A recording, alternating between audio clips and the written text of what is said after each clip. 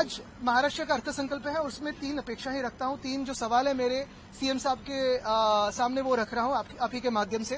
पहली बात तो ये है कि जो ईरान का युद्ध चल रहा है उसमें स्ट्रेट ऑफ हॉर्मुज हो या बाकी सारे जो आने जाने के माध्यम हो, फिर वो ट्रांसपोर्ट हो, फिर वो गुड्स का हो, सारे जो हमारे सेक्टर्स इंपैक्ट होने वाले हैं, फिर वो मैन्युफैक्चरिंग हो, एग्रीकल्चर हो, सर्विस सेक्टर हो, फार्मास्यूटिकल सेक्टर हो, ये सारे सेक्टर्स पे क्या इम्पैक्ट होने वाला है। मेरी अपेक्षा तो ये है कि प्रधानमंत्री महोदय देश को संबोधित करें और खुद कहे कि हमें कौन से क्या हार्डशिप्स झेलने पड़ेंगे अगले 2-3 महीनों में।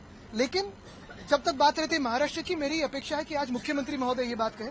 दूसरी यही बात है कि इंडो ईयू जो डील हुआ है और इंडो यूएस डील हुआ है नहीं हुआ है, इस पे जो एक थोड़ा संभ्रम है, उस पे भी स्पष्टता हमारे मुख्यमंत्री महोदय दे, ताकि हमारे जो किसान है या फिर मैन्युफैक्चरिंग सेक्टर है या फिर एमएसएमईज है, ये भी वैसी ही मनस्थिति बना ले कि अगले कई महीनों में क्या करना होगा। और तीसरी बात अगर आप जानते हो तो यही है कि मुख्यमंत्री महोदय ने 3-4 महीने पहले चुनाव से पहले यह कहा था हम किसानों को राहत देंगे, हम लोन वेवर देंगे।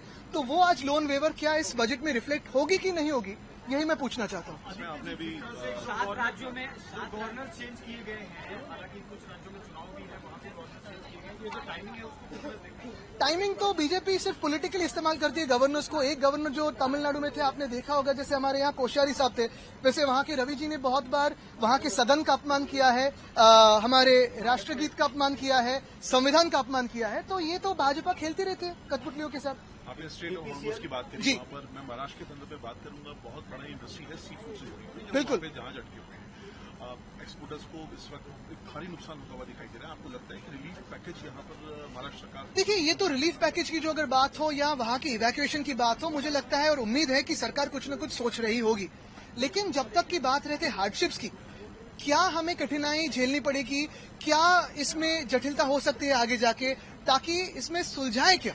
यानी अगर मैन्युफैक्चरिंग सेक्टर हो या एग्रीकल्चर सेक्टर हो या जैसे एनर्जी की कीमतें हो, इसमें क्या क्या हम कर सकते हैं और क्या हमें सबको राजनीति बाजू में छोड़ के एक साथ एक सुर में कहना चाहिए कि नहीं, हम देश के लिए ये एक साथ करना चाहते हैं, ये जो उलझन है ऐसे सुलझाना चाहते हैं, उस पर हम फोकस करें तो मुझे लगता है बेहतर होगा। खामनी की जो डेथ को लेकर काफी टाइम देर लग गई, जब ऑफिशियली हमने अपनी तरफ से एक दुख प्रकट किया, आपको लगता है उसका खामियाजा? देखिए, चाबार पोर्ट के बारे में भी कुछ नहीं कहा है। हमारे 14,000 करोड़ की इन्वेस्टमेंट है। वापस मैं एक बार कहना चाहता हूँ, युद्ध हुआ नहीं हुआ, किसने किस पे किया, कैसे होना चाहिए था, क्या होना चाहिए था, ये सब एक तरफ। लेकिन दूसरी तरफ अगर कोई ऐसी घटना घटती है तो फिर देश की सरकार कुछ अपनी देश को आवाज है नहीं है।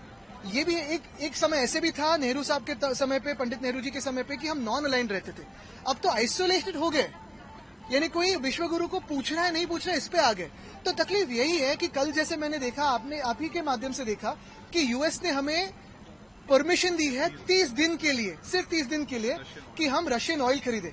क्या हम फिर एक बार किसी के कॉलोनी बन गए? क्या हम जो आजादी हमें मिली थी 1947 में, क्या हम खो बैठे हैं? इस पे भी बात होनी चाहिए, इस पे भी सवाल होने चाहिए, इस पे भी बहस होनी चाहिए। My only question is the way the government has kept quiet completely after the geopolitical situation around the world.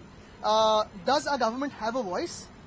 2, from non-alignment at a certain point, we have come to being isolated in the world. That is the drop in our foreign policy, which is directionless and clueless. And 3, yesterday's comments from the United States about giving us the permission to buy Russian oil for 30 days. Now, whether it is prudent to buy Russian oil during the Ukraine attack not is a completely different question. But the words of giving permission, are we a colony of any country? Have we lost the freedom that we had won in 1947? That is something that the BJP and the Prime Minister has to answer. Nitish Kumar का जी seasoned politician, ये seasoned मुख्यमंत्री रह रहे हैं और उनका यूं राज्यसभा जाना अखरता है। ये एक ही बात दिखाता है कि सारे के सारे जो क्षेत्रीय दल हैं, रीजनल आवाजें हैं, उनको भाजपा कैसे खत्म करती है और कौन इनके ट्रैप में आता है और कैसे खत्म करने में लग जाती है, ये कल के नीतीश जी के इनको एलिवेशन कहिए राज्यसभा में या एग्जिट कहिए, इसने बताया। धन्यवाद।